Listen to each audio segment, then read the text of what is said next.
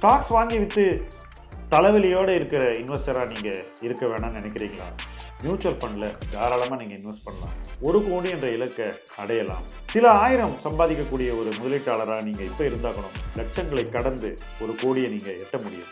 Milestones 12 அதற்கான ஒரு இடம் தான். அது உங்களுக்காக தான் உருவாக்கி இருக்கோம். இந்த பிளாட்ஃபார்ம் மூலமாக நீங்கள் நிச்சயமாக 1 கோடி என்ற இலக்கை அடைய முடியும். ஒவ்வொரு மைல்களாக கடந்து 1 கோடி உங்களுக்கு வந்து சேரும். கீழே உள்ள ஃபார்மை ஃபில் பண்ணுங்க, M2W சேருங்க, நிம்மதியாக இன்வெஸ்ட் பண்ணுங்க.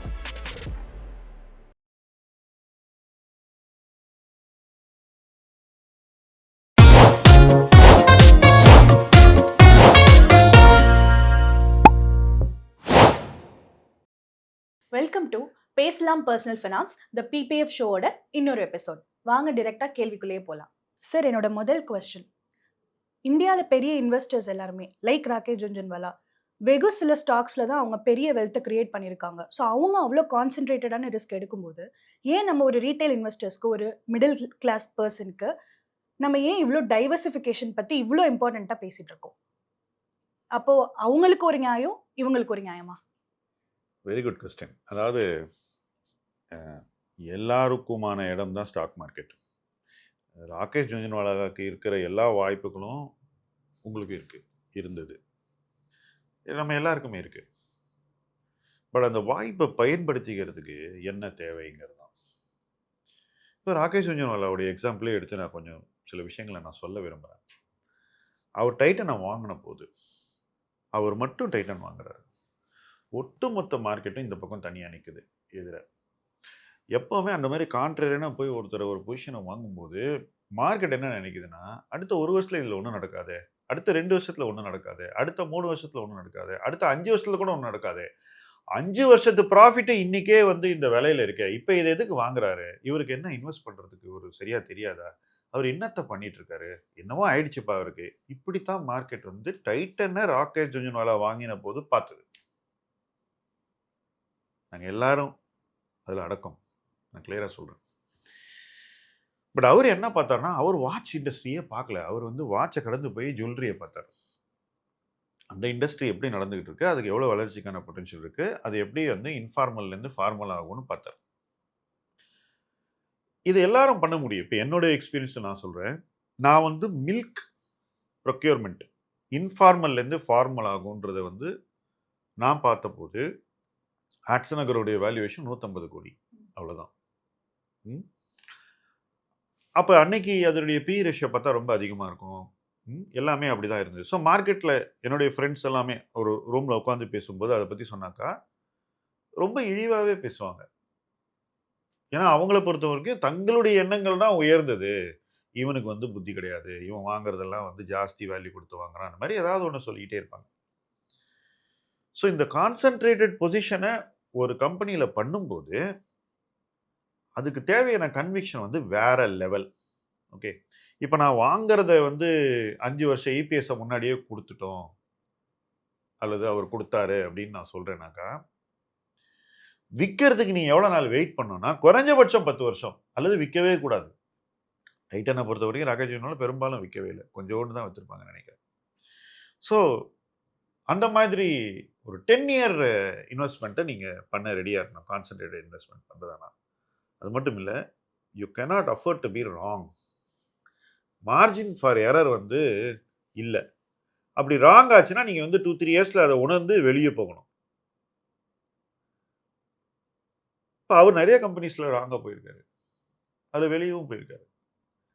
பட் நீங்கள் ஒரு 25 கம்பெனி வாங்குறீங்க, 50 கம்பெனி வாங்குறீங்கன்னா 5 கம்பெனி ரைட்டாக இருக்குல்ல, அந்த ரைட்டாக இருக்கிற கம்பெனியை நீங்கள் விற்கக்கூடாது. அந்த கான்சன்ட்ரேட் பொசிஷனை ராங்காக இருக்கிற கம்பெனியை விற்று ரைட்டாக இருக்கிற கம்பெனிக்கு அந்த பணத்தை மூவ் பண்ணும், விலை ஏற ஏற. இதெல்லாம் பண்ணணும்னா என்ன மாதிரி ஒரு மென்டல் ப்ரிப்பரேஷன் இருக்கணும்? எந்த அளவுக்கு ஒரு இன்வெஸ்டர் வந்து கான்சென்ட்ரேட் பண்ணணும் தன்னுடைய வேலையில், முதலீடில்? பணத்தை எப்படி கான்சென்ட்ரேட் பண்ணணும், நீங்கள் எப்படி கான்சென்ட்ரேட் பண்ணணும், மணியை எப்படி கான்சென்ட்ரேட் பண்ணணும்? இது வந்து ட்வின் கேம். இது பண்ண முடியாதுன்னா நான் சொல்ல மாட்டேன். நான் நிறைய பேர் பண்ணி பார்த்துருக்கேன். இப்போ 93லேருந்து என் ஃப்ரெண்ட் ஒருத்தர் இருக்கார், இன்னும் இருக்காரு. அவருக்கு இப்போ 65 இயர்ஸ்க்கு மேலே இருக்கும். அவர் 93ல் வரும்போதே அவர் வந்து ஒரு மாதிரி என்ன சொல்கிறது, ஃபயர் ஆயில் இண்டஸ்ட்ரியிலையோ எலக்ட்ரானிக்ஸ்லையோ வேலை பண்ணிட்டு ரிட்டையர் ஆகிட்டு வராரு. எலக்ட்ரானிக்ஸ் நினைக்கிறேன். ரிட்டையர் ஆகிட்டு வந்துட்டு எங்ககிட்ட வந்து பழகி ஹீஸ் லேர்னிங் டு இன்வெஸ்ட். அதுக்கப்புறம் அவர் இன்னைய வரைக்கும் கான்சென்ட்ரேட் இன்வெஸ்ட்மெண்ட் தான் பண்ணுறாரு. மிடில் கிளாஸ் பர்சன், நல்ல போர்ட்ஃபோலியோ பில்ட் பண்ணுறாரு. மிடில் கிளாஸ்லாம் கடந்து போயிட்டாரு, பட் அன்னைக்கு மிடில் கிளாஸ், ரைட்? ஸோ இது யாரும் புதுசாக ஆரம்பித்து பண்ண முடியாது அப்படின்லாம் நான் சொல்ல மாட்டேன். பட் அவர் எவ்வளோ உழைச்சிருக்காரு இந்த பீரியடில், எனக்கு 33 வருஷம் அவரை தெரியும். அவரோட ஹார்ட் ஒர்க் என்னங்கிறது எனக்கு தெரியும், அவருக்கு தெரியும், பார்க்குறவங்களுக்கு எந்த அளவுக்கு தெரியுங்கிறது தான் கொஸ்டின். அதே வேலையாக இருந்திருக்காரு, வேற எந்த வேலையும் கிடையாது. You understand my point? And யார்கிட்ட என்ன கற்றுக்கணும், ஒரு கற்றுக்கிறதுக்கு உனக்கு ஹியூமிலிட்டி வந்து ரொம்ப வேணும். சக்ஸஸ் வந்தால் அது தலைக்கு போகக்கூடாது.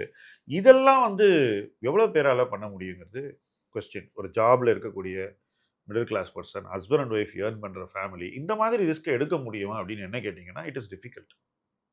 பிகாஸ் மிஸ்டேக்ஸ் நடந்தால் ஒருத்தருக்கு ஒருத்தர் என்ன நடக்கும்ன்றதை நான் சொல்லி தெரிய வேண்டியதில்லை. நிறைய பேர் லைஃப்பில் என்ன இருக்குனாக்கா, இந்த மிஸ்டேக் நடந்திருக்கு. அதுவும் எங்கே நடக்குன்னா ஸ்பெக்டாகுலராக நடக்கும். எஸ் பேங்க் மாதிரி கம்பெனியில் நடந்திருக்கு. இப்போ சமீபத்தில் இன்னைக்கு நான் ஃப்ளாக் பண்ணுறேன், இதே பிரச்சனை ஐடிசியில் நடந்திருக்கு, ரைட்? ஐடிசி பேட் கம்பெனியா? Definitely not. பட் நீங்கள் வந்து மேலே போய் எக்கச்சக்கமாக வாங்கிட்டீங்க, மாட்டிக்கிட்டீங்க. அப்போ கான்சன்ட்ரேஷனை தப்பான நேரத்தில் பண்ணிட்டு தப்பான இடத்துல, ஏன்னா ஐடிசினால 10-12% மேலே ரிட்டர்ன் கொடுக்க முடியாது. ரொம்ப சீப்பாக வாங்கினா அதை மேபி இன்னும் 2-3% கூட்ட முடியும். இதான் அந்த ஸ்டாக்னுடைய பொட்டன்ஷியல். இன்னைக்கு இல்லை, நான் மார்க்கெட் வந்த காலத்தில் இன்னி வரைக்கும், ரைட்? சார், இங்கே ஒரு குவிக் கொஸ்டின். இப்போ இதே ஐடிசி மாதிரி ஸ்டாக்கை ப்ரொஃபஷனலா வந்து பிஎம்எஸ்எஸ்லயும் ஃபண்ட் நம்மளே வச்சிருந்தோம், ஏன் மற்றவங்களை சொல்லணும்? அது வந்து இட்ஸ் லைக் பிளேஸ் ஹோல்டர். லிக்விடிட்டிக்கு பதிலாக அதை வைக்கிறது ஒரு 10-12% ரிட்டர்னுக்கு தான் நம்ம வச்சிருக்கோம். அதை it is not meant to make 40% return. அது அது எதுக்காக அங்கே இருக்குன்றது. இப்போ இந்த டைவர்சிஃபிகேஷன் ஏன் மிடில் கிளாஸ்க்கு தேவைங்கிறத பற்றி பேசுவோம். இப்போ நீ ஒரே ஒரு ஷேர் வச்சிருக்கேன்னு வச்சுக்கோ, அந்த ஷேர் வந்து தப்பான சாய்ஸ் ஆயிடுச்சுன்னா உன்னுடைய எதிர்காலம் என்ன ஆகும்? I'm just asking. சரி, ஒரு ஷேரில் 5 ஷேர் வச்சுருக்கேன், 5ல் 4 ஷேர் அவுட் ஆகிடுச்சுன்னு வச்சுக்கோங்க. ஒன்று நல்லா பண்ணிச்சுன்னா அந்த 1ல் பண்ணக்கூடிய ரிட்டர்ன் இந்த 4 காம்பன்சேட் பண்ணுற அளவு இருக்கணும். ஒருவேளை இல்லைன்னா நீங்கள் சேவ் பண்ணுற குறிக்கோள்கள், உங்களுடைய ஃபினான்ஷியல் கோல்ஸ், அதெல்லாம் வேலைக்கு வந்துடும். இல்லை, நேரத்துக்கு வந்துடும். If you have to get married, அது வந்துடும். சில்ட்ரன் படிக்க வைக்கிறது, அது வந்துடும். அவங்களுக்கு அடுத்தது ஹையர் எஜுகேஷன், அதுக்கு வந்துடும். பேரண்ட்ஸை பார்த்துக்கிறது, இப்படி உங்களுக்கு வீடு வாங்குறது, கார் வாங்குறது, இப்படி எத்தனையோ இருக்குது ஒரு மிடில் கிளாஸ் பர்சனோட லைஃப். இப்போ அவங்களால அந்த மாதிரி ஒரு இடத்துக்கு போக முடியுமாங்கிறது என்னை பொறுத்த வரைக்கும் கொஸ்டின் மார்க். இப்போ நான் கான்சன்ட்ரேட் இன்வெஸ்டிங் பண்ணேன். 21 வயசுலேருந்து நான் கான்சன்ட்ரேட் இன்வெஸ்டிங் பண்ணியிருக்கேன். 30 வயசு வரைக்கும் நான் காரே வாங்கலை, எனக்கு அது தேவையில்லை. வீடு வாங்கலை. So no EMI first, no salary. So which means you have to live within a very very tight budget. ரொம்ப ரொம்ப முடிஞ்ச வரைக்கும் தான் வாழணும். இதெல்லாம் நீ 20ஸ்ல பண்ண ரெடியாக இருந்தால் ஒருத்தன் வந்து அதெல்லாம் பண்ணலாம். இல்லை நான் எல்லாம் பண்ணுவேன், எனக்கு வந்து 5 லட்ச ரூபாய்க்கு பைக்கும் வாங்கணும், காரும் வாங்கணும், என்ன ஃபாரின் ட்ரிப்பும் போகணும், இஎம்ஐயும் இருக்கணும், நான் ட்ரேடிங்கும் பண்ணுவேன், ஆப்ஷனும் பண்ணுவேன்னாக்கா, எங்கேயோ ஒரு இடத்துல நீங்கள் வந்து கான்சன்ட்ரேட் இன்வெஸ்டிங்கும் பண்ணுவேன் அப்படின்னாக்கா, நீங்கள் வந்து ஒரு ஸ்ட்ரக்சரல் ரிஸ்க் உங்கள் லைஃப்பில் கொண்டு வரீங்க. உங்கள் வாழ்க்கையை எப்படி அமைச்சிருக்கீங்கன்றது. நான் என் ஃப்ரெண்டை பற்றி சொன்னேன், 30 வருஷம் அதே வேலையை பண்ணாருன்னு, ரொம்ப பேஷண்ட்டாக கற்றுக்கிட்டு தன்னை உயர்த்திக்கிட்டாருன்னு நான் சொன்னேன். எவ்வளோ பெயின்ஸ் டேக்கிங் ஒர்க் அது, வேறு எதுவுமே பண்ணாமல். அப்போ அந்த கான்சன்ட்ரேட்டட் இன்வெஸ்டிங் பண்ணணும் அப்படின்னாக்கா அதுக்கு வேறு மாதிரியான ஒரு வாழ்க்கை முறை வேணும் ஃபஸ்ட்டு. அதுதான் இங்கே நான் சொல்ல வர விஷயம். You need a different life style. You need to have a different financial profile. And you must be able to delay gratification. உங்களுக்கு கிடைக்கக்கூடிய பயன்களை நீங்கள் ரொம்ப நாளைக்கு தள்ளி போட வேண்டிய ஒரு தேவை இருக்கும். எல்லாமே நீங்கள் லைஃப்பில் கடந்து தான் நீங்கள் என்ஜாய் பண்ண முடியும். இப்போ உங்கள் ஜென்ரேஷனில் எவ்வளோ பேர் ஃபாரின் டூர் உங்கள் ஏஜில் போயிருப்பாங்க? நிறைய பேர் போயிட்டாங்கல்ல. நான் 40 வரைக்கும் போகவே இல்லை, தள்ளி போட வேண்டியது. ஏன்னா எல்லா பணமும் நம்ம இன்வெஸ்ட்மெண்ட்டில் போட்டு க்ரோ பண்ண ட்ரை பண்ணுறோம். ஸோ அதெல்லாம் வந்து இன்றைக்கி ஒரு ஒரு மிடில் கிளாஸ் ஸ்ட்ரக்சரில் இருக்கிறவங்க யங் பீப்புள் பண்ணணுமா, அவசியமானது என்னுடைய கொஸ்டின். எனக்கே தோணுது தேவையில்லை. அப்படி என்ன what have you achieved by except money? And beyond a point you will realize you don't need money. Okay, அதுதான் விஷயம் இதில். ஸோ ஏன் டைவர்சிஃபைட் இன்வெஸ்டிங்ன்றதை பற்றி பேசுவோம். இந்த ரிஸ்க்கு கம்ப்ளீட்டாக இறங்கிடும் ஒன்று. ஆனால் ஓவர் டைவர்சிஃபிகேஷன் பண்ணக்கூடாது, அளவாக பண்ணணும். டைவர்சிஃபிகேஷன்ங்கிறது கடைசியில் உங்கள் portfolio should not become the market. சில பேரோட போர்ட்ஃபோலியோ பார்த்தீங்கன்னு வச்சுக்கோங்களேன், எல்லாம் ஸ்மால் கேப் ஃபண்ட் வச்சுருப்பாங்க. ஓகே, இது மொத்தத்தையும் சேர்த்து பார்த்தேன்னா அவங்க மொத்தம் ஸ்மால் கேப் இண்டெக்ஸ் ப்ளஸ் அதில் இல்லாத பேட் கம்பெனிஸ் எல்லாத்தையும் சேர்த்து வச்சுருப்பாங்க. நான் சொல்கிறது உங்களுக்கு தெளிவாக. ஸோ அந்த மாதிரி இருந்தாக்கா then you are only buying the market. Okay, your diversification should not be so bad across the market. சில பேரோட போர்ட்ஃபோலியோ பார்த்தா மொத்த மார்க்கெட் இருக்கும், அப்படி இருக்கக்கூடாது. ஸோ எங்கேயோ ஒரு செக்டரில் போய் எக்ஸ்ட்ரா வெயிட்டேஜ் கொடுக்கறது அல்லது 1-2 செக்டரில் அதிக இதை கொடுக்கறது, எங்கேயோ அசட் மாற்றி வைக்கிறது. இப்போ நம்ம சில்வரில் பண்ணோம், கோல்டில் பண்ணோம், அப்போ அதெல்லாம் என்ன? அது டைவர்சிஃபிகேஷன், அசட் லெவல் டைவர்சிஃபிகேஷன். இன்னைக்கு வச்சிருக்கோமா? அதை என்ன பண்ணோம்? வித்துட்டு ஈக்விட்டிக்கு மாறி இருக்கும். ஸோ அந்த மாதிரி நீங்கள் வந்து அசட் அலோகேஷன் மூவ்மெண்ட்ஸ் மூலமாக டைவர்சிஃபிகேஷனை ஸ்மார்ட்டாக நீங்கள் ஹேண்டில் பண்ணீங்கன்னாக்கா அப்போ உங்களுக்கு as a middle class person உங்கள் லைஃப்பை செக்யூராக க்ரோ பண்ண முடியணும். செக்யூராக வைக்கிறது எஃப்டியில் வச்சா செக்யூர் பணம் வந்துடும் பேங்க்லேருந்து, பட் க்ரோத் இருக்காது. அந்த செக்யூராக க்ரோ பண்ண வைக்கிறது தான் இன்னைக்கு மிடில் கிளாஸ் பர்சனுக்கு தேவை. ஓகே, ஸோ அவங்க இதை இப்படித்தான் பண்ண முடியும், இதை இப்படி தான் பண்ண முடியும்.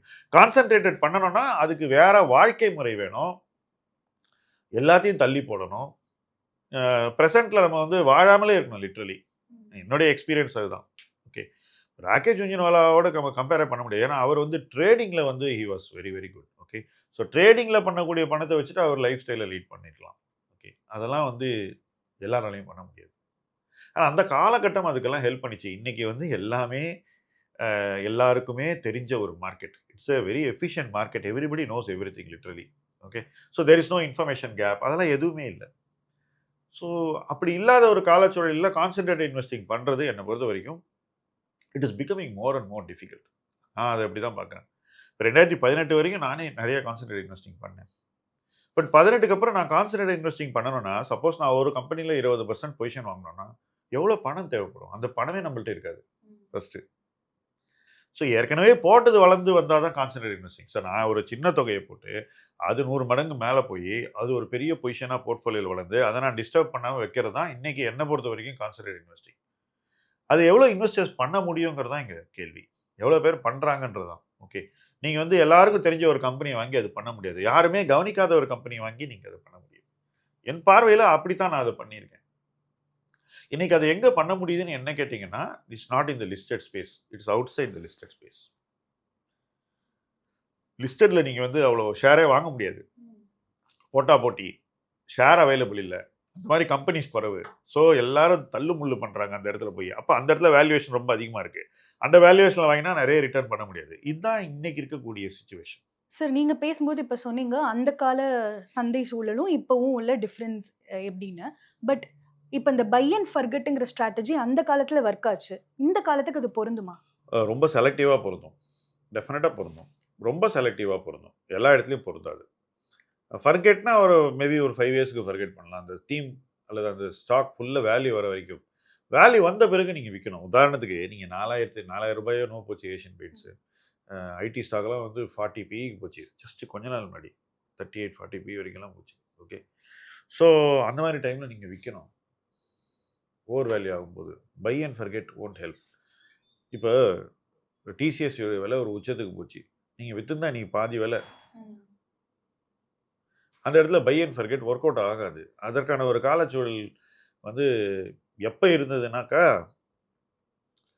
வேல்யூவேஷன் எப்போவுமே ஒரு பேலன்ஸ்டாக இருந்த போது. இன்னைக்கு எக்ஸ்ட்ரீம்ஸ்க்கு தானே போகுது. Very cheap to very costly. So very cheap to very காஸ்ட்லிங்கிறது அது ஒரு ஸ்பெக்ட்ரம்னு வச்சுக்கோ, ஒரு பேண்டு. லோயர் எண்டில் நீங்கள் வாங்கணும், ஹையர் எண்டு கிட்ட நீங்கள் விற்கணும். அப்போ நீங்கள் வந்து பை அண்ட் ஃபர்கெட் அந்த இடத்துல ஒர்க் அவுட் ஆகாது. இப்போ நான் வந்து ஒரு கம்பெனி வாங்கி 100 மடங்கு பண்ண பிறகு கூட அதை நான் விற்றுருக்கேன். விற்றப்பறம் அது பாதி விலைக்கு வந்தது. அங்கே திரும்பி வாங்கி அங்கேருந்து ஒரு 4 மடங்கு போயிருக்கு, நோ டவுட், இல்லைன்னு சொல்ல. விற்காமலே வச்சிருந்தா அந்த ரிட்டர்ன்ஸ் அந்த இடத்துலேருந்து நல்லா இருக்காதுன்னு தான் நான் ஃபீல் பண்ணுறேன். அப்போ நம்ம இன்னொரு இடத்துக்கு போகணும். டைட்டன் மாதிரி கம்பெனி வந்து அவ்வளோ ஈஸியாக கிடைக்காது. It's not so easy. சில நேரங்களில் தான் அந்த மாதிரி சஸ்டெயினபிளாக ஒரு தீம் கிடைக்கும். கிடைச்சா வச்சுக்கலாம். பட் அப்படியே ஒரு காலச்சூழல் இல்லை. அதே நீங்கள் டைட்டனில் அப்ளை பண்ணது நீங்கள் டாடா மோட்டர்ஸில் அப்ளை பண்ணிங்கன்னா it won't work. You have to sell. Cyclical business, right? So என்ன மாதிரி பிஸ்னஸ்ங்கிறத நம்ம டெஃபினட்டாக புரிஞ்சு வச்சுருக்கணும். ஜென்ரலாக என்னை பொறுத்த வரைக்கும் பை அண்ட் ஹோல்டு 10 வருஷம் பண்ணுறதுக்கு ரெடியாக இருக்கணும். 5 to 7 இயர்ஸில் ரிசல்ட் வரும். எனக்கு பெஸ்ட் ரிசல்ட்ஸ் எல்லாம் ஸ்டாக்ஸில் 10 இயர்ஸில் வந்திருக்கு. எவ்வளோ மிடில் கிளாஸ் பீப்புள்னால 10 வருஷம் வந்து டிஸ்டர்ப் பண்ணாமல் ஒரு போர்ட்ஃபோலியோ வச்சிருக்க முடியுங்கிறது தயவு செஞ்சு எல்லாரும் யோசிங்க. அதுக்கு என்ன பர்சனல் சாக்ரிஃபைசஸ் வேணும், ஃபேமிலி என்ன மாதிரி சாக்ரிஃபைஸ் பண்ணணும், உங்கள் ப்ரையாரிட்டிஸ்லாம் எப்படி நீங்கள் தள்ளி போடணும், அப்போ தான் அந்த ரிட்டர்ன் வரும். இல்லைன்னா வராது. சும்மா டெய்லி வீடியோ பார்த்துட்டு ஸ்டார் வாங்கிலாம் அப்படியே 10 மடங்கெல்லாம் பணம்லாம் பண்ண முடியாது. It's not possible. சரி சார். அப்போ பை த இண்டெக்ஸ்னு ஒரு கும்பல் சுத்துதே, அதை நம்பி வெறும் இண்டெக்ஸ் மட்டும் வாங்கிட்டு நான் அதான் சொன்னேனே, உட்காந்துட்டாங்க. அது டைவர்சிஃபிகேஷன். அதுதான் first diversification. You are almost buying the market. ரொம்ப ப்ரிசைஸாக பண்ணணுங்க. இப்போ நான் ஒரு உதாரணம் சொல்கிறேன் உங்களுக்கு. இன்னைக்கு ஆட்டோ சேல்ஸ் நல்லா இருக்கு. ஆனால் நீங்கள் எல்லா ஆட்டோ கம்பெனியும் வாங்க முடியுமா? உங்களால் ஹியுண்டாயையும் மாருதியையும் எம்என்டம்மையும் ஒரே பதத்தில் வச்சு பார்க்க முடியுமான்னு சொல்லுங்க. முடியாது. கரெக்டா? அதே போல் டூ வீலர் எடுத்துக்கிட்டிங்கனாக்கா இன்னைக்கு வந்து விதவிதமான கம்பெனிஸ் இருக்குது. எலக்ட்ரிக் வெஹிக்கிளில் ஏத்தர் இருக்குது, டிவிஎஸ் மோட்டர் ரெண்டுத்துலேயும் இருக்குது, பஜாஜ் ஆட்டோ ரெண்டுத்துலேயும் இருக்குது, பர்ஃபார்மன்ஸ் பைக்ஸில் இருக்குது, ராயல் என்ஃபீல்டு வெறும் பர்ஃபார்மன்ஸ் பைக்ஸில் இருக்குது. கரெக்ட்? நீங்கள் ஒரு இண்டெக்ஸில் எல்லாம் இருந்ததுன்னா அதை அப்படியே வாங்கினீங்கன்னாக்கா எல்லாம் ஆவரேஜ் அவுட் ஆகிடும். வேறாஸ் நீங்கள் ப்ரிசைஸாக எது நல்லா பண்ணணும் ஒரு கம்பெனியோ 2 கம்பெனியோ நீங்கள் வாங்கணும். ஸோ அதுதான் ஆக்டிவ் இன்வெஸ்டிங். பாசிவ் இன்வெஸ்டிங் வந்து என்னை பொறுத்த வரைக்கும் நான் சிம்பிளாக சொல்கிறேங்க. இன்ட்ரெஸ்ட் ரேட் இருக்கு இல்லையா, இப்போ 7% இருக்குல்ல, அதோட 2% கொடுக்கும். அவ்வளோதான் லாங் டேர்மில். அதுக்கு மேலே கொடுக்காது. இன்னும் ஒரு எக்ஸ்ட்ரா பர்சன்ட் வச்சுங்க மேபி. அதுக்கு மேலே கொடுக்காது, டெஃபினட்டாக கொடுக்காது.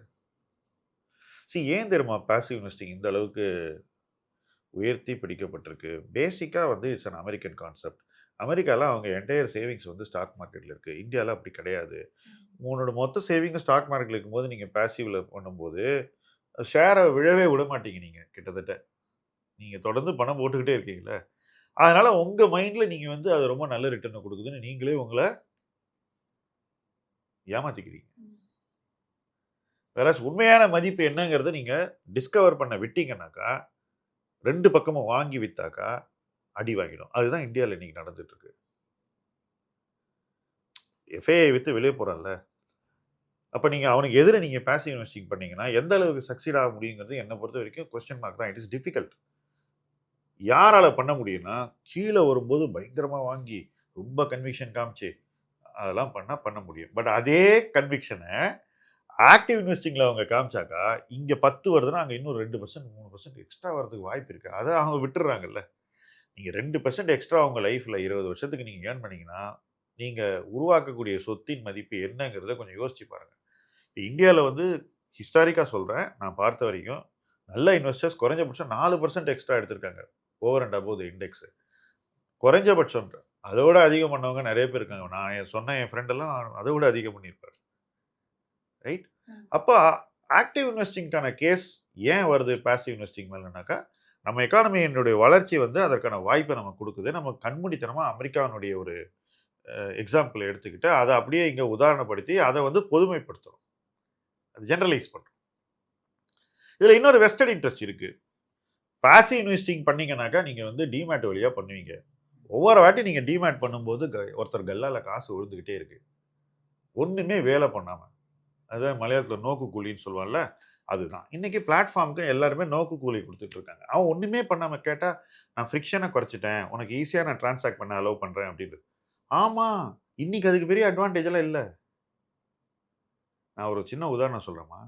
பணக்காரங்க மட்டும்தான் ஷாம்பு வாங்க முடியும்னு ஒரு காலம் இருந்து பெரிய பாட்டில் விற்ற போது அதை உடச்சி ₹1 சேச்செட்டு கொண்டு வந்தோடனே சாமானியர்கள்லேருந்து எல்லாருமே ஷாம்பு வாங்க ஆரம்பித்தாங்க. இது வந்து எல்லாத்துக்கும் ஸ்ப்ரெட் ஆச்சு. ஓகே, இப்போ அதை கொண்டு வந்தவங்களுக்கு முதல்ல கொஞ்சம் அட்வான்டேஜ் இருந்தது. நான் சொல்கிறது 20 வருஷம் முன்னாடி. இன்றைக்கி ஏதாவது அட்வான்டேஜ் இருக்கா? அப்போ இன்னும் தொடர்ந்து அதுக்காக ஒரு அந்த பிராண்டுக்கிட்ட நீங்கள் போக வேண்டிய அவசியமே இல்லை. ஆக்சுவலாக அதுதான் இன்றைக்கி நடந்திருக்கு மார்க்கெட்டில். அதுதான் ஃபைனான்ஷியலைசேஷன்லையும் நடக்க போகுது. டிமேட்டில் காசு பண்ணுறதுக்காக தான் பேசிவை இவ்வளோ ஏற்றி தூக்கி பிடிச்சிருக்காங்க இந்தியாவில் அப்படின்னு நான் அப்பட்டமாக சொல்கிறேன். அது இன்வெஸ்டருக்கு முழுதும் நல்லது அப்படின்லாம் கிடையாது. டிமேட்டில் கல்லா கட்டணும், டிரான்சாக்ஷன் காஸ்ட்டில் கல்லா கட்டணும். நீ பேசிவ் பண்ணால் ₹500 போட்டனா அவனுக்கு ₹15 கிடைக்குது. எவ்வளோ பர்சன்டேஜ்?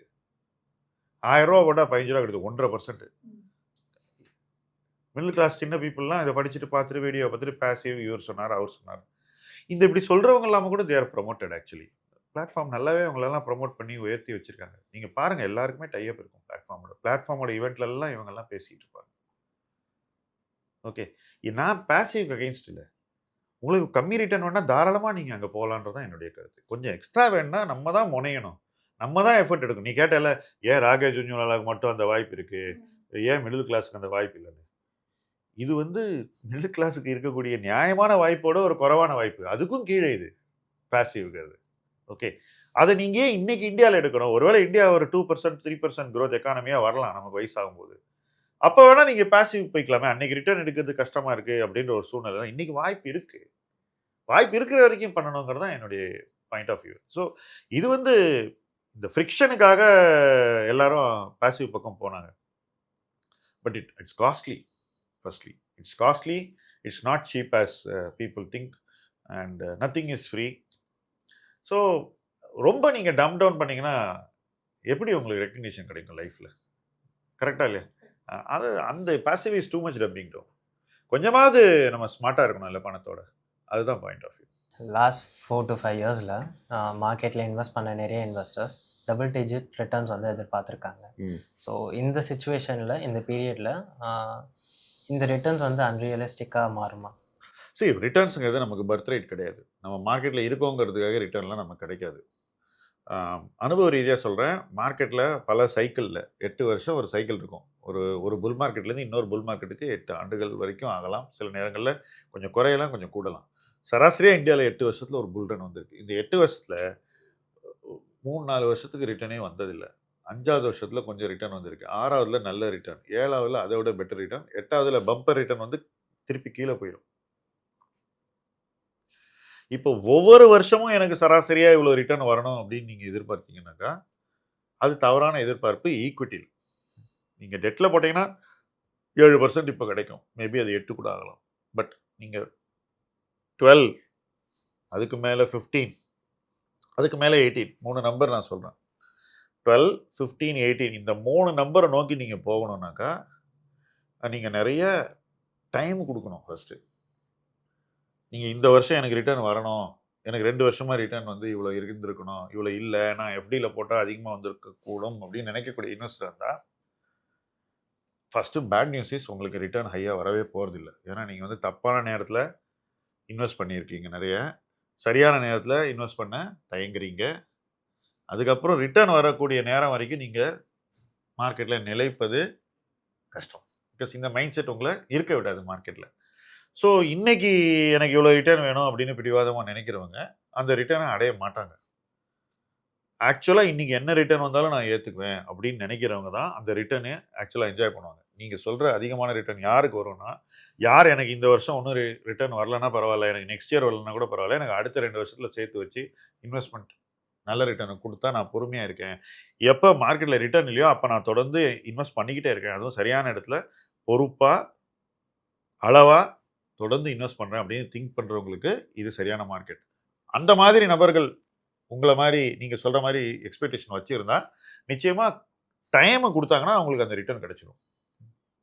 டைம் கொடுக்கணும்னா சும்மா எஃப்டியோட ஷேரை கம்பேர் பண்ணுறது, ரிட்டர்னில் எனக்கு லாஸ்ட் இயர் கிடைச்சது இந்த வருஷம் கிடைக்கலன்னு சொல்கிறது, அதெல்லாம் இந்த சொத்து வகையை சரியாக புரிஞ்சிக்கல அப்படின்றது தான் வெளிப்படுத்துது. You should understand asset class. Time கொடுக்கணும், பேஷண்ட்டாக இருக்கணும், மார்க்கெட் ரிட்டர்ன் கொடுக்காத போது நீங்கள் இன்வெஸ்ட் பண்ண ரெடியாக இருக்கணும். ஏன்னா இந்த டைமை நீங்கள் இழக்கக்கூடாது. Should invest then. Okay, so இதுதான் நீங்கள் இன்வெஸ்ட்மெண்ட்டில் புரிஞ்சிக்க வேண்டியது. டெஃபினட்டாக இந்த வருஷம் ரிட்டர்ன் வராது, நெக்ஸ்ட் இயர் வருமானது கூட என்னை பொறுத்த வரைக்கும் இந்த நேரத்தில் it's a question mark. But இது யாருக்குமே தெரியாது. உங்களுக்கு எவ்வளோ தெரியுமோ அவ்வளோதான் எனக்கும் தெரியும். அடுத்த வருஷம் ரிட்டர்ன் வருமா வராதாங்கிறது யாருக்கும் தெரியாது. அப்போ அந்த யாருக்குமே தெரியாத ஒரு சூழ்நிலையில் நம்ம என்ன அடிப்படையில் இருக்கணும்? You have to have faith in asset class. ஒரு சொத்து வகையில் உங்களுக்கு நம்பிக்கை இருக்கணும், ஒரு முதலீட்டு வழிமுறையில் உங்களுக்கு முழு பிடிப்பு இருக்கணும். You must have belief in something and you must do your best. இதெல்லாம் பண்ணனால தான் எங்களுக்கெல்லாம் முதலீட்டில் வளர்ச்சி வந்த வழிய கம்ப்ளைண்ட் பண்ணி நாங்கள் யாரும் க்ரோ ஆகலை. தெளிவாக சொல்கிறேன்.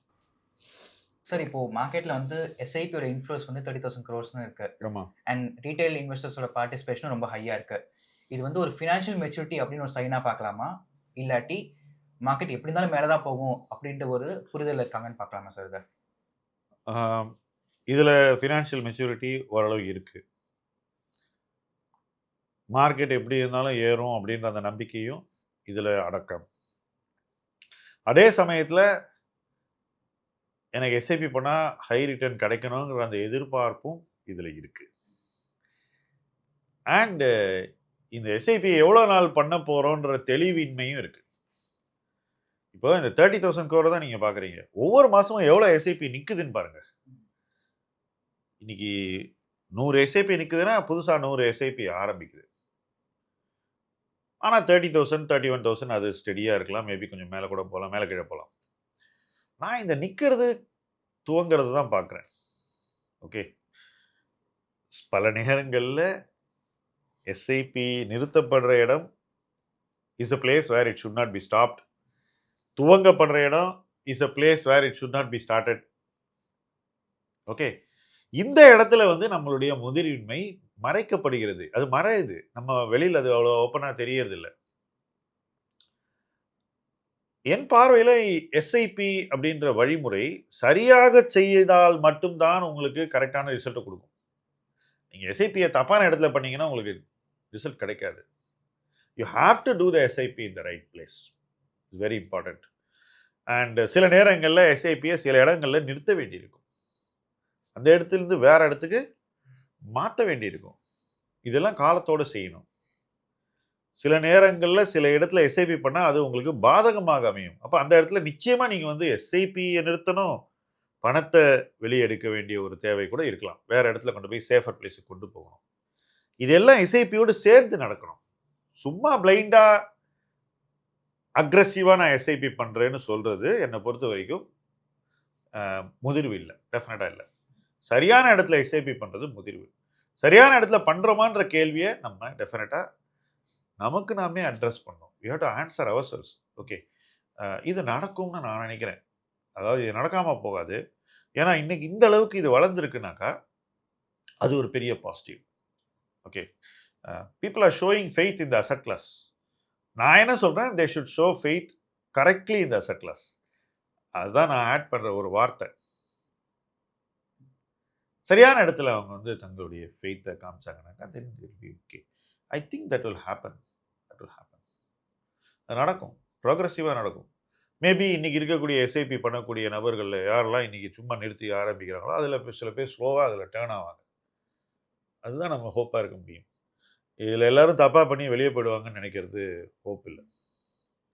That should not be our expectation. ஆனால் இது குயிக்காக நடக்கணும்.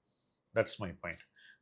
நீ வந்து திரும்ப திரும்ப சொல்கிறேன், இந்த ஸ்டாப்பேஜை பாரு, ரீஸ்டார்ட்டை பாரு, that is not giving a good signal. அது பிஹேவியரை வந்து எப்படி எனக்கு காட்டுதுன்னா எராட்டிக்காக தான் காட்டுது. ஒரு ஸ்டேபிள் பிஹேவியர் எனக்கு பார்வைக்கு தெரியல.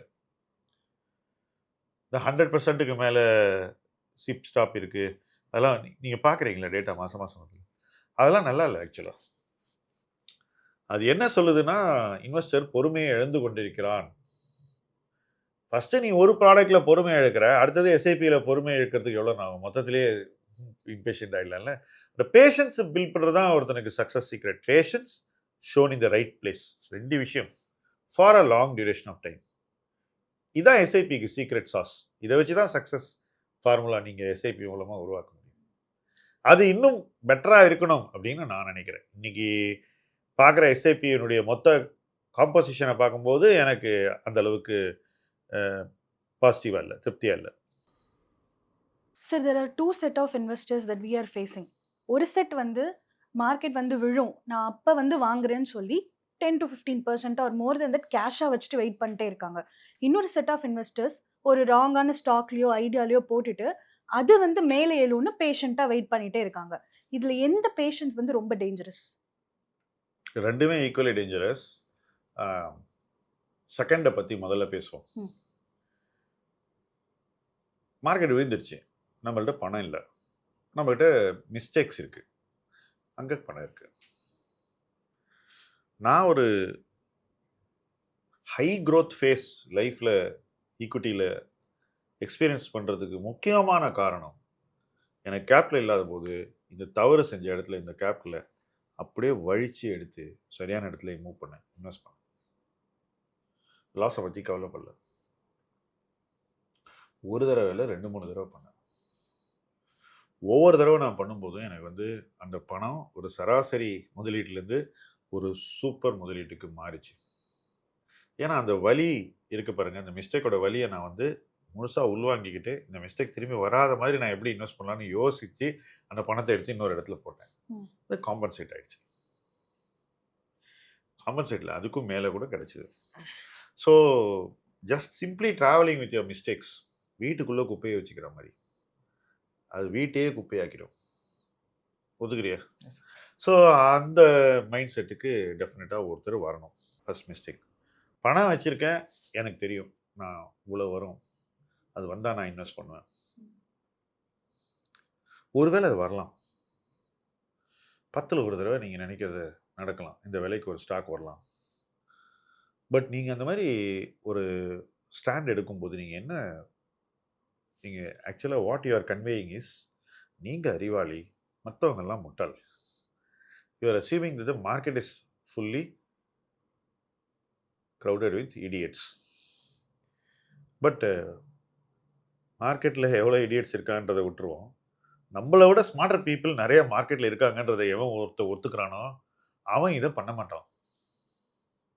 நான் சொல்கிறேன், நீ என்ன மாதிரி இன்வெஸ்டருக்கு நான் கண்டுபிடிச்ச ஸ்டாக், நான் ஐடென்டிஃபை பண்ண ஸ்டாக்லேயே கடும் போட்டி இருக்கு. நான் ஒரு தீம் ஐடென்டிஃபை பண்ணுறேன்னு வச்சுக்கோ, நான் சைனாவில் இன்வெஸ்ட் பண்ணணும்னு சொல்கிறேன், கடும் போட்டி இருக்குது அந்த கோட்டாவை எக்ஸாஸ்ட் பண்ணுறதுக்கு. அதுக்கப்புறம் அது காலி ஆகிடுது இல்லையா? நீங்கள் தான் பார்த்துட்டு இருக்கீங்களே. அது உரிய நேரத்தில் பண்ண வேண்டிய ஒரு தேவை இருக்குது. இப்போ நான் உட்காந்துட்டு இருந்தேன்னு வச்சுக்கோ, நான் எனக்கு தெரியும் எப்போ வாங்கணும்னு, என்ன ஆகும்? I will fail to invest for my investors. இந்த லிக்விடிட்டியை வச்சுக்கிட்டு I know the best time மக்கள் வந்து இந்த கேங்கே 99% of time they fail to invest when the opportunity is very juicy. இது மாதிரி ஒரு வாய்ப்பு இருக்குன்ற போது அவங்க இன்வெஸ்ட் பண்ணாமல் அதை விட்டுறாங்க. அதுக்கப்புறம் விழுந்தடிச்சுக்கிட்டு ஏதாவது ஒன்று பண்ணி they get into the market in a hurry. I will want to avoid all this. See, you are having 15% liquidity, you put 2%, you put another 3%, then you put a 2%, then you put a 3%, or you put every time you put 3%. Then again you rebuild your liquidity. Keep on doing this in a bear market. 4 வருஷம் பேர் market இருந்தாலும் இதை தொடர்ந்து பண்ணிக்கிட்டே இருக்கு. சேமிப்பு, சேர்க்கிறது பணம், முதலீடு, தவணை முறையில் தொடர்ந்து இதை பண்ணிக்கிட்டே இருந்தீங்கன்னாக்கா மார்க்கெட் இறங்கும் போதெல்லாம் நீங்கள் இன்வெஸ்ட் பண்ணியிருப்பீங்க. ஒவ்வொரு முறையும் நீங்கள் சரியான இடத்துல இன்வெஸ்ட் பண்ணிக்கிட்டே இருந்தீங்கன்னாக்கா இந்த ஒவ்வொரு முடிவும் உங்களுக்கு வந்து நாளைக்கு பயன் கொடுக்கும், பலன் கொடுக்கும். And you would not try to be the smartest guy. It's அதாவது என்ன சொல்கிறது, ஸ்மார்ட்டஸ்ட் கை நான் தான் ப்ரூவ் பண்ண நினைக்கிறதே என் பார்வையில் முட்டாள்தனம். ஓகே, நான் அதை பண்ணேன்னா I will call my self an idiot. எப்போவுமே மார்க்கெட் நம்மளை முட்டாளாக்கிடும் இந்த மாதிரிலாம் நினச்சோன்னாங்க. ஏன்னா அதில் ஒரு எனக்கு தெரியுன்றதே ஒரு ஆணவம் தான். அந்த ஆணவம் வந்து மார்க்கெட்டில் வந்து பனிஷ் ஆகாமல் போகிறதே கிடையாது. இப்போ நான் என்னுடைய 36 இயர் எக்ஸ்பீரியன்ஸில் ஐ ஹவ் ஆல்வேஸ் இன்வெஸ்டட். ஒவ்வொரு நேரத்தில் ஒன்று ஒன்று, இன்னைக்கு இது பண்ணலன்னா அதை மட்டும் பண்ணணும், மற்றதெல்லாம் சரியில்லைன்னா அதை விட்டு வேடிக்கை பார்க்கணும். ஓகே, அது திரும்ப சரியாக வருதுன்னா அதை பண்ணணும். உதாரணத்துக்கு நான் உங்களுக்கு இன்ஃபர்மேஷன் டெக்னாலஜியை பற்றி தொடர்ந்து நான் பேசிக்கிட்டு தான் இருக்கேன். மேலே இருந்தபோது நான் வாங்கக்கூடாதுன்னு சொன்னேன். அதுக்கு முந்தின வேவில் நான் கீழே வாங்கி மேலே போகிறச்சே விற்றுருக்கேன். நான் விற்று அங்கேருந்து ஒரு 20% மேலே போச்சு, மேபி இராஷ்னலாக மேலே போச்சு. அந்த இடத்துல போய் எல்லாரும் போய் இடிஎஃப் வாங்கினாங்க ஐடியில். நல்லா புரிஞ்சுக்கிங்க, ஐடி ஃபண்டில் டைரக்ட் ஆப்ஷனில் மேக்ஸிமம் பணம் உள்ளே போச்சு பீக்கில். நான் பார்த்தேன், திடீர்னு நான் வந்து 1000 கோடி இல்லை இன்வெஸ்ட் பண்ண ஃபண்டில் திடீர்னு 14,000 கோடி ஏஎம் கிட்ட யாருங்க வாங்குறாங்கன்னு கேட்டேன் அந்த கம்பெனியை கூப்பிட்டு. சார் டைரக்டில் பயங்கரமாக போகுது, பிளாட்ஃபார்மில் எல்லாரும் வாங்குறாங்க. யாருன்னா எல்லாம் IT employees buying at the same IT stock. ஏங்க நீங்கள் உங்கள் ஃபீல்டில் இருக்கீங்க, உங்களுக்கு தெரியலையா இந்த மாதிரி ஒன்று நடக்க போகுதுன்னா? வெளியில் இருக்கிறவங்கள விட்டுருங்க. இது ஏன் நடக்குதுன்னா நமக்கு எல்லாம் தெரியும் அப்படின்ற அந்த தாட் ப்ராசஸ் நம்ம மைண்டில் எங்கேயோ இருக்கிறதுனால தான் இந்த தப்பு நடக்குது. எப்படி மேலே டாப்பில் வந்து எனக்கு எல்லாம் தெரியும்னு ஒரு விஷயத்தை நம்ம வாங்குகிறோமோ, அது எப்படி தப்போ அதே மாதிரி தான் கீழே வரும்போது வாங்காம இருக்கிறதும். It's the same thing only. Okay, எனக்கு தெரியும் எப்போ வாங்கணுங்கிறது. எனக்கு தெரியாதுன்னு நீங்க ஒத்துக்கிட்டீங்கன்னா, அப்ப அந்த வீக்னஸ் எப்படி ஓவர் கம் பண்ணலாம்னு நீங்க ஒர்க் பண்ணுவீங்க. வேறாஸ் எனக்கு தெரியும்னு நீங்க எப்போ ஆணவமா இருக்கீங்களோ, ஓவர் கான்ஃபிடென்ட்டா இருக்கீங்களோ, அந்த பாயிண்ட்ல உங்க வீக்னஸ் உங்களோடயே தான் இருக்கும். அதை நீங்க ஓவர் கம்மே பண்ண மாட்டீங்க ஆஸ் அன் இன்வெஸ்டர். இதுதான் என்னோட எக்ஸ்பீரியன்ஸ். நான் மார்க்கெட்டுக்கு வந்த நாள்லேருந்து இன்னி வரைக்கும் சொல்றேன், எனக்கு தெரியாது என்ன நடக்கும்னு. ஆனா நடக்கிறதுக்கு நான் ரெஸ்பாண்ட் பண்ணிக்கிட்டே இருக்கணும். இதுதான் அப்ரோச்சே ஒழிய, நான் ரெஸ்பாண்டே பண்ண மாட்டேன்னு ஒருத்தர் வந்து பணத்தை வச்சுக்கிட்டு சொன்னார்னா, அவரு யாராலையும் ஹெல்ப் பண்ண முடியாது. He has to only help himself. That's the simple point I am trying to tell you. இல்லன்னா என்ன ஆகும்னா, அவர் மேல போய் தான் மறுபடியும் வாங்குவார். அதை நான் உறுதியா சொல்றேன். அதுவும் தப்பு பண்ணுவார். சார், இன்னைக்கு இன்வெஸ்டர்ஸ் அண்டர் எஸ்டிமேட் பண்ற பிக்கெஸ்ட் ரிஸ்க் என்ன சார்? வேல்யூஷன்ஸா, இல்ல ஜியோ பாலிட்டிக்ஸா, இல்லாட்டி ஏர்னிங்ஸ் ஸ்லோடவுனா, இல்லாட்டி அவங்களோட பிஹேவியரா? லாஸ்ட் பாயிண்ட் தான். பிஹேவியர் தான் நம்ம வந்து சரியா கணக்கிடலன்னு நான் சொல்லுவேன்.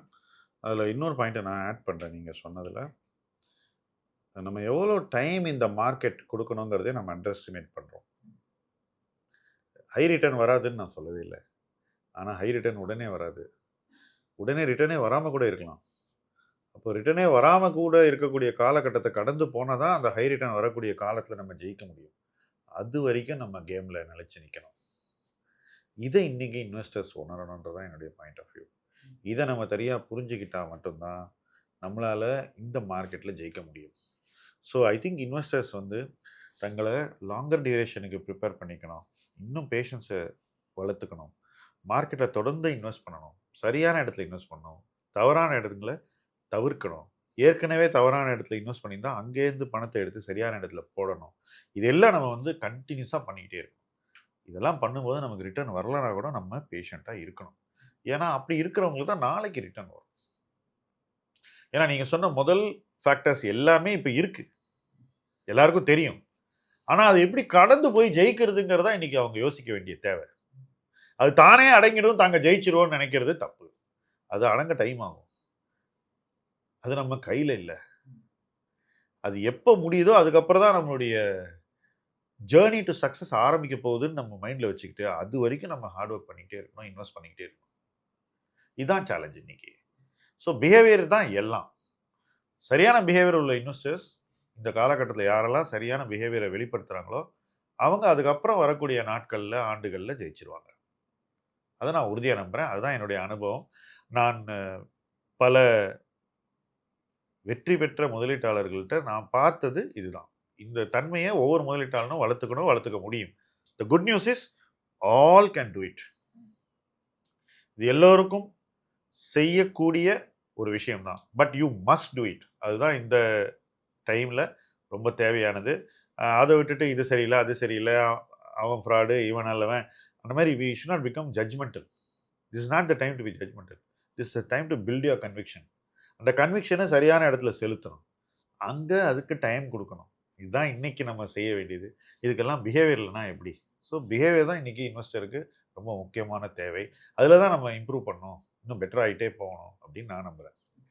பேசலாம் பர்சனல் ஃபைனான்ஸ் த பிபிஎஃப் ஷோட இந்த எபிசோடு உங்களுக்கு பிடிச்சிருக்கும்னு நம்புறோம். உங்களுக்கு ஏதாவது கொஸ்டின்ஸ் இருந்தாலும் அதை மறக்காம கமெண்ட் செக்ஷன்ல போடுங்க. பேசலாம் பர்சனல் ஃபைனான்ஸ் த பிபிஎஃப் ஷோட இன்னொரு எபிசோட்ல உங்களை திரும்பவும் சந்திக்கிறோம். நன்றி.